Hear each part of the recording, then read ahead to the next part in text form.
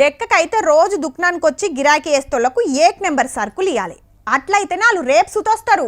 అట్లా కాకుండా ఎట్లయినా వస్తురు కదా అని దో నెంబర్ మళ్ళీ అంటగట్టిండ్రనుకో తెల్లారి ఏరే దుకాణం చూసుకుంటారు. హాగో గందుకే రెగ్యులర్ కస్టమర్లను ఎవ్వరు మోసం చేయరు. చేస్తే దంద నడవది. మాకు పలానా వస్తువు కావాలని అడిగితే లేదు మా తాన గిదే ఉన్నది తీసుకుంటా తీసుకో లేకుంటే లేదంటే ఎట్లుంటది? ఏడనైనా నడుస్తుంది కావచ్చు గాని గిడ అస్సలు నడవది. అది వాళ్ళ హక్కబ్బా. ఎవరన్నా తెలంగాణ యూత్ల చైతన్యం లేదన్నది కండ్ల ముంగట అన్యాయం జరిగితే అస్సలు ఊకోరు. ఆఖరికి పోలీసుల మీద కూడా మళ్ళీ పడతారు. మహబాద్ జిల్లా గూడూరు రా అన్నల రోషన్ చూడుండ్రి ఎట్లున్నదో. ఇంతకు దేనికి అంటారా? బెల్ట్ అమ్ముతారు అమ్మట్లే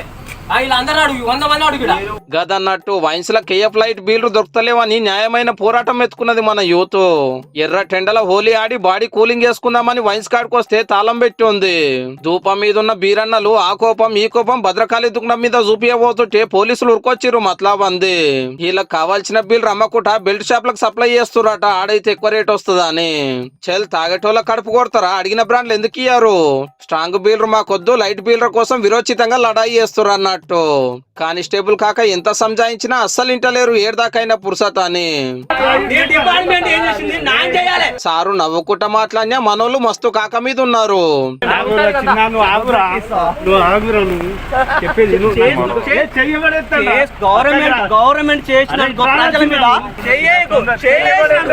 మా ఊళ్ళో లైట్ బీలర్ పోరాటాన్ని లైట్ గా తీసుకోకుండా సాలరు. నీళ్లు రాకున్నా ఓర్చుకుంటారు గాని కుతిగుంచిన బీర్ దొరకకుండా అస్సలు ఓర్చుకోలేరు.